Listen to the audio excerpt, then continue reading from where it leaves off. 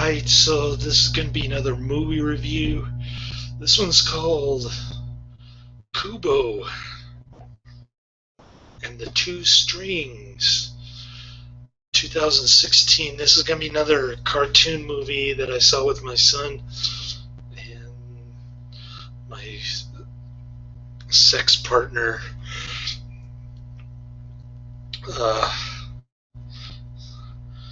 Oceana, she says that she's ready for intercourse as early as next week, but she's still got that catheter tube in her stomach, so that should be interesting. I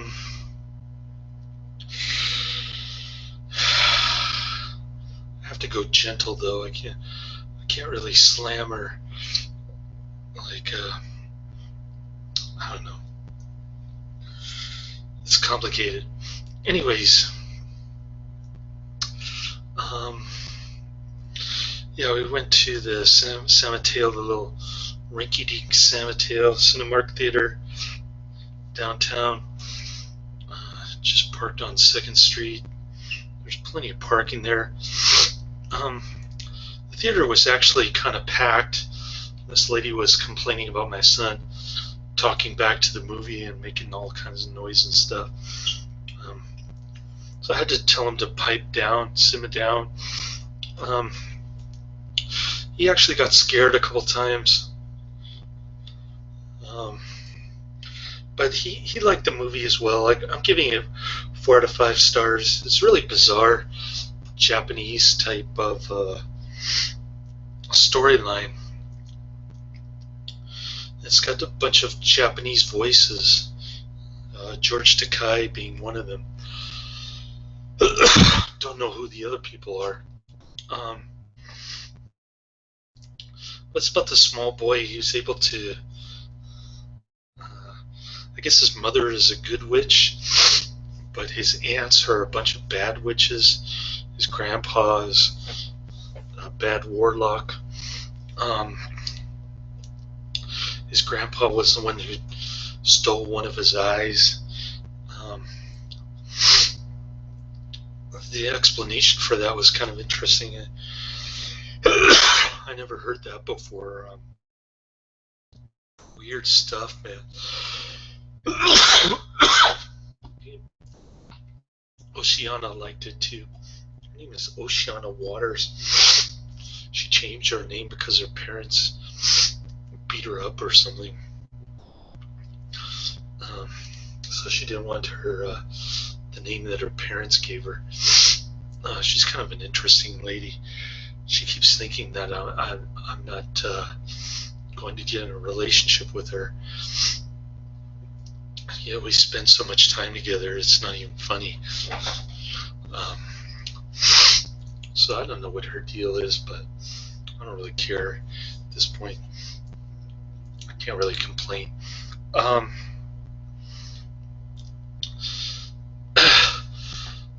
So we're sitting there watching it, and Kubo, I guess her mom scarred her face because she got washed up in the ocean along with Kubo.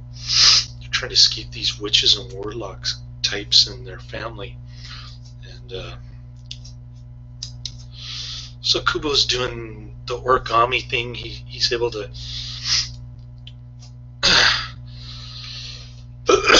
he's able to bring the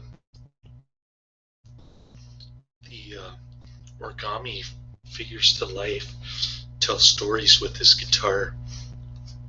It's kind of strange. He goes in the village and he starts to play his guitar, and then the origami figures come to life to tell a story. For some reason, my date, Oceana Waters, she couldn't tell if this was Chinese or Japanese, but they're all wearing kimonos and stuff, and they don't really have the slanted eye type of Chinese stuff going on. So it's kind of obvious to me that it was Japanese. especially the kind of guitar that Kubo is playing. Um, so Kubo is friends with this, I don't know, this older Japanese woman, elderly. Um, so they're praying at the graves, and they're sending the spirits down the river with these light things, candle kind of illuminating rectangular shaped things floating down the river. Looks like a fire hazard. So that their spirits go off somewhere or something like that. I don't understand this whole Japanese thing, but pretty cool. Then the two witches show up, start chasing Kubo around. The mother defends Kubo. She turns into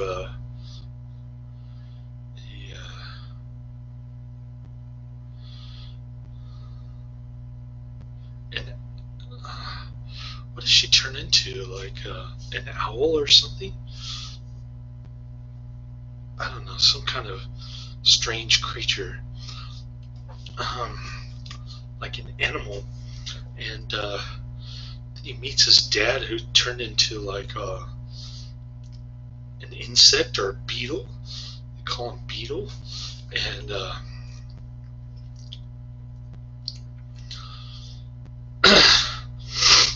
so they're going around looking for the three indestructible pieces of armor to give Kubo the power. So they bump into like a skeleton with a bunch of swords in its head. They don't know which sword is the indestructible sword that Kubo referred to in his story, not coincidentally. Then they go under sea, and they encounter these giant eyeballs. Kubo gets mesmerized. He almost gets swallowed by this sea creature. But his dad saves him. And, then they go to his grandpa or his dad's fortress, I guess. And they meet one of the witches. One of them got killed by Kubo's mom, who's now an animal. And so there's a final showdown there.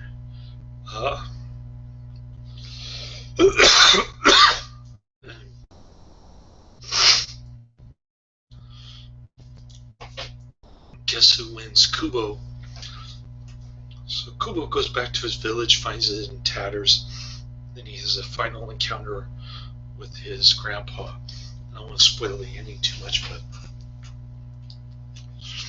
Or is it his grandpa's ghost? Looks like a ghost. Anyway, cool flick. Gets a high 8.3 rating on IMDb, 8.3 out of 10. I'm giving it a little lower, 4 out of 5 stars. I thought it was a good movie. I thought the ending was kind of a little bit corny and contrived. Couldn't understand what was going on at the end. But it was just weird enough. Excuse me. I ate too much food today. Oceana getting me and my son to pig out on Korean food and popcorn, ice cream, you name it. Then she just took me to get Chinese food, and I couldn't even eat. My stomach was so full. So I should have eaten more for dinner. Now my stomach is hating me. I don't know why it makes me cough. I guess I have heartburn from all that food, and then like starving myself just now. So yeah, good flick. I can't say check it out or highly recommend it, but in terms of kids movies, this is one of the better ones, which is I don't say very often. I think I've only said it a few times in the past few years, I guess. Or is it 4 years? I don't know. I haven't really been reviewing many kids movies 4 years ago. I guess the last 3 years.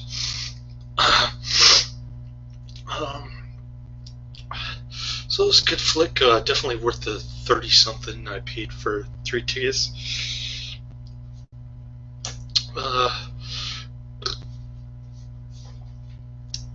But for viewers of my channel, I don't know. It's kind of like a really bizarre type of kids movie. I guess the only other movie I could compare it to is The Never-Ending Story. If you've seen that one and you know how weird it is, you know what I'm talking about. Or maybe The Dark Crystal, something like that. But it's all cartoon, so it's a little bit different than the puppets. And pretty cool flick. Anyways, that's the end of my review. Laters.